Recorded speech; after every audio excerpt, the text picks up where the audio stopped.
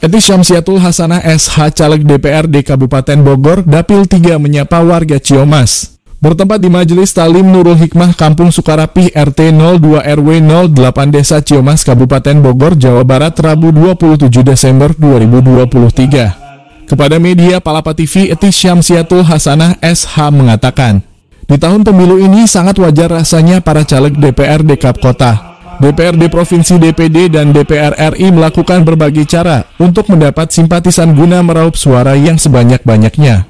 Salah satu cara yang dilakukan salah satu caleg Dapil 3 Kabupaten Bogor dari Partai Golkar dengan nomor urut 8 yang bernama Eti Syamsiatul Hasanah SH adalah dengan menyapa warga masyarakat di berbagai desa di Dapil 3 Kabupaten Bogor. Salah satunya adalah di daerah Ciamas, Pintu Ledeng, Kecamatan Ciamas, Kabupaten Bogor, pada hari ini Rabu tanggal 27 Desember 2023. Sebagai caleg perwakilan perempuan di Dapil 3 ini tentunya punya program yang diusung dan berguna untuk masyarakat, yaitu sebagai berikut: pendidikan masyarakat melek hukum dan pembinaan UMKM, yang mempunyai makna dan sangat berguna dan membantu masyarakat pada umumnya. Untuk pada bidang pendidikan tentu tidak jauh dari pengertian sekolah, Teh Eti mempunyai program yang sangat membantu masyarakat yang tidak mampu dengan memberikan baju seragam sekolah, buku tulis dan alat tulis lainnya ataupun permasalahan lainnya di dunia pendidikan. Untuk masyarakat melek hukum, dalam hal ini masyarakat Indonesia sudah cerdas dan pintar oleh karenanya. Dengan program ini membantu sekali dan dapat berguna pada masyarakat pada umumnya, misalnya dengan adanya penyuluhan mengenai perbuatan dan tindakan hukum seperti hukum perdata, hukum keluarga waris dan pembagiannya, perkawinan, narkoba, dan lain sebagainya. Sedangkan UMKM agar masyarakat bisa mendorong warga untuk menjadi pengusaha muda mandiri dan cerdas. Apalagi di Ciamas ini terkenal dengan usaha pembuatan sepatunya, tinggal bagaimana cara mensupport bahan mentah dan pemasaran barang yang sudah jadi. Acara menyapa masyarakat Desa Ciamas, Kabupaten Bogor yang digelar di majelis yang dibimbing Kak Hani ini dihadiri oleh lebih kurang 150 orang ibu-ibu yang sudah lama menjadi jamaah. Mereka sangat antusias dan mengikuti paparan visi misi dari Teh Eti caleg DPRD Kabupaten Bogor Dapil 3. Pemaparan tersebut juga tidak lepas dari pembelajaran kepada masyarakat agar merubah mindset atau cara berpikir masyarakat dalam mencari sosok yang akan dijadikan perwakilan suara mereka dalam kebijakan yang dikeluarkan oleh pemerintah Kabupaten Bogor, agar mereka tidak terpaku pada money politik atau bahasa sekarang jangkrik yang diberikan oleh para caleg untuk meminta suara dari masyarakat dengan 50 atau 100 ribu rupiah, tapi pada akhirnya dapat mengkebiri aspirasi warga masyarakat. Robi Palapa TV mengabarkan. Kepadanya Ibu Eti, ya kepada Ibu Eti, waktu dan Alhamdulillahirabbil alamin. Terima kasih semuanya atas kehadirannya, Pak Kiai, Pak Ustadz Gani. Alhamdulillah telah memberikan kesempatan dan waktunya di Majelis Taklim yang mulia ini. Terima kasih pula kepada Ibu RW, Ibu Neng, dan Ibu RT, dan ibu-ibu yang telah memberikan kesempatan kepada saya untuk saya memberikan satu pencerahan saja gitu ya, dan memperkenalkan diri gitu. Ya, alhamdulillah ibu-ibu yang diridhoi Allah Subhanahu wa taala di Majelis Taklim yang mulia ini. Semoga ibu-ibu selalu diberi berkah rezeki dan diberi keselamatan dunia dan akhirat. Sebelumnya saya ingin memperkenalkan diri terlebih dahulu ya, Bu. Ibu berdiri, Bu. Oh, berdiri ya. Perkenalkan, nama saya Eti Syamsiatul Hasanah. Bisa sebetulnya sih ibu-ibu nih ya, atau teman-teman saya bilangnya sih sebetulnya Teh Eti aja ya cukup, karena nggak mau kelihatan tua katanya gitu ya. Jadi pengen teteh ya, betul. Nama saya Eti Syamsiatul Hasanah. Kebetulan ini mungkin atas berkah dari Allah Subhanahu wa taala, saya diundang untuk menjadi calon legislatif dewan ya, dari Partai Golkar Kabupaten Bogor daerah pemilihan 3, termasuk di Ciamas ini ibu-ibu. Kalau Ciamas kebetulan belum masuk. pesta-pestanya ya, demokrasi gitu ya. Sedang tahun-tahunnya pemilu, jadi mungkin ibu-ibu semua sudah tidak heran, banyak banget gitu ya caleg-caleg yang mungkin sudah datang entah ke rumah ibu, entah timnya, entah calegnya. Ya alhamdulillah saya bisa turun langsung ya untuk menyapa warga-warga di sini untuk mengetahui gitu apa sih yang permasalahan yang ada di sekitar daerah sini gitu. Apa sih keinginan dan aspirasi masyarakat di daerah sini gitu. Banyak ya, pasti banyak.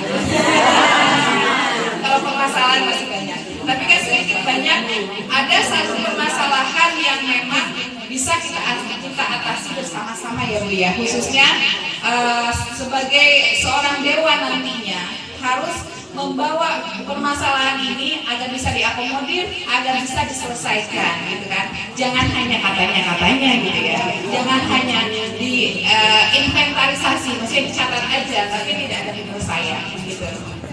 Insya Allah saya mempunyai program 3 program ya Bu ya. Mungkin kalau ada kartu yang di situ ya yang saya punya. Ibu nanti saya langsung ke teknis aja biar ibu nggak bosen ya. Ini kan udah capek gitu ya, udah mau masak di rumah kan gitu ya.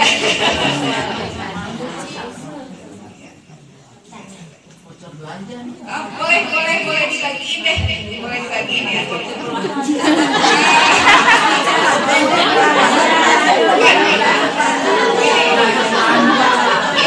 Ini lebih dari voucher belanja loh Bu.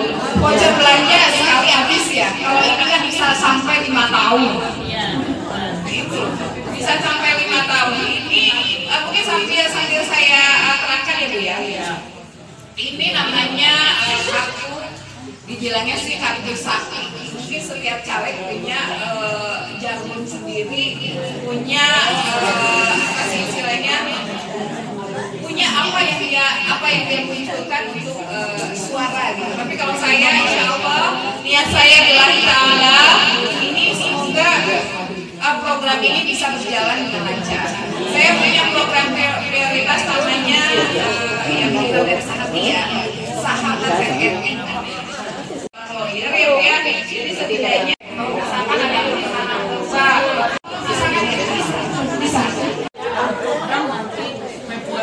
Jalan-jalan yang amat sangat memberatkan.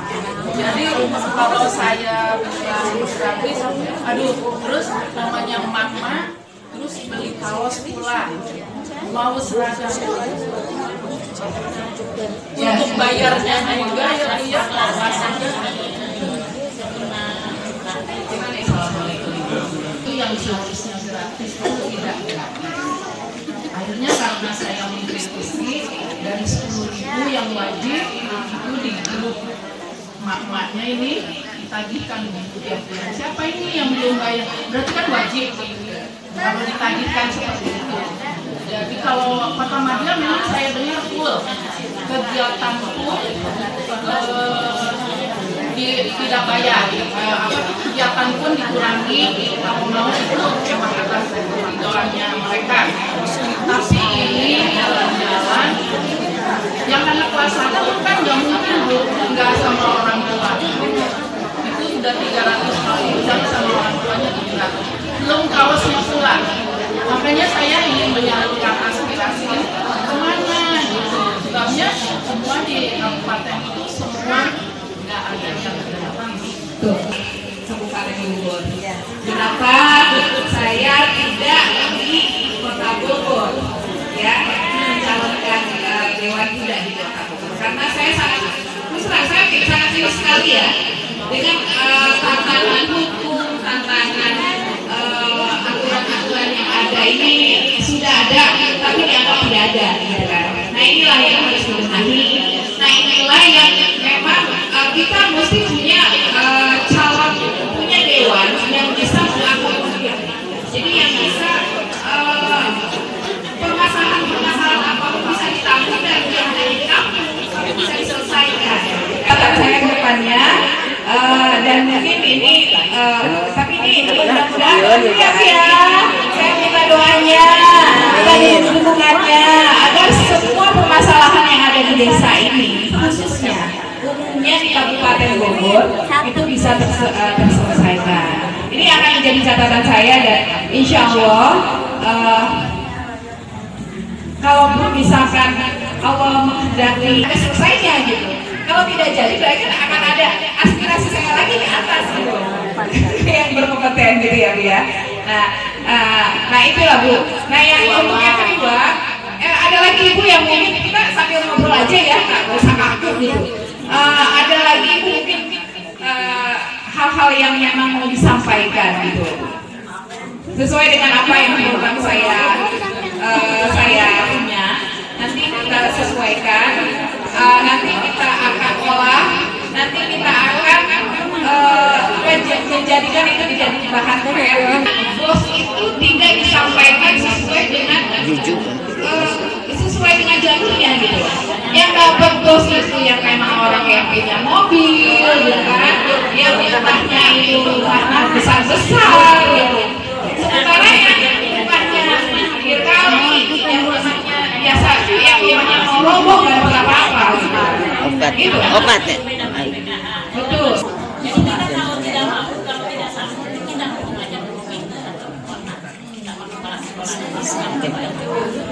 Ya alhamdulillah kalau memang di SDUK ya itu sudah sesuai dengan apa yang sudah dianjurkan gitu ya oleh pemerintah, itu bagus banget. Gitu saya apresiasi ya ini mungkin ada yang lain. Saya yakin di sini tidak semua. Tidak semua Orang mungkin atau korlas apanya kurang ada memang yang tidak sampai gitu kan. Sama juga halnya dengan bantuan pemerintah yang tidak sampai pada itu masih banyak ya. Mulai dari ini Bawaslu, KPU dan lain sebagainya itu lagi memantau ya. Jadi sekarang ini diperketat lagi masalah money politik. Ibu ngantos money politik ibu-ibu. Tolong ada serangan pajar ya. Nah, ayo nama tekengeng ibu.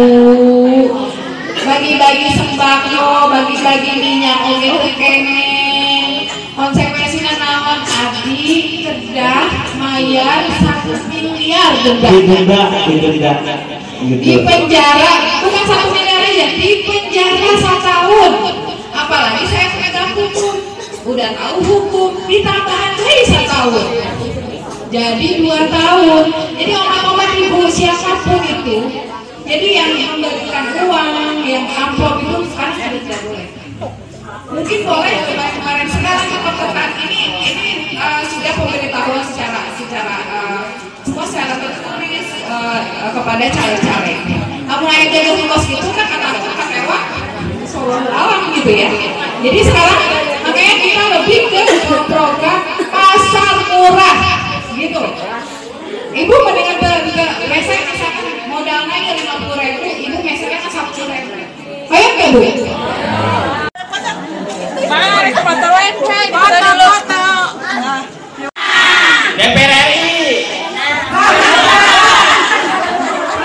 Bupati, DPR Kabupaten Bogor, Ibu RT nomor 8. Ibu RT urutan nomor 8. Terima kasih Ibu-ibu, sukses Ibu RT. Bupati Kabupaten Bogor.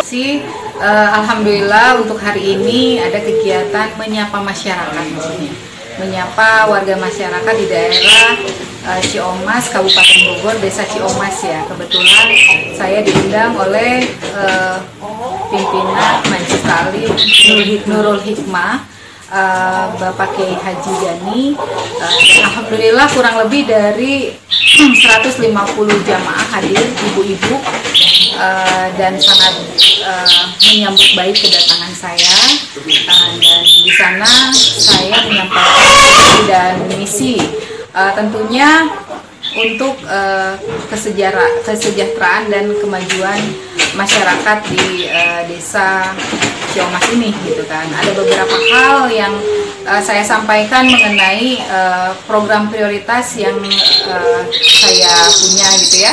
Yang pertama yaitu mengenai pendidikan, khususnya pendidikan untuk orang-orang yang tidak mampu, mengenai penyediaan alat-alat sekolah dan seragam sekolah.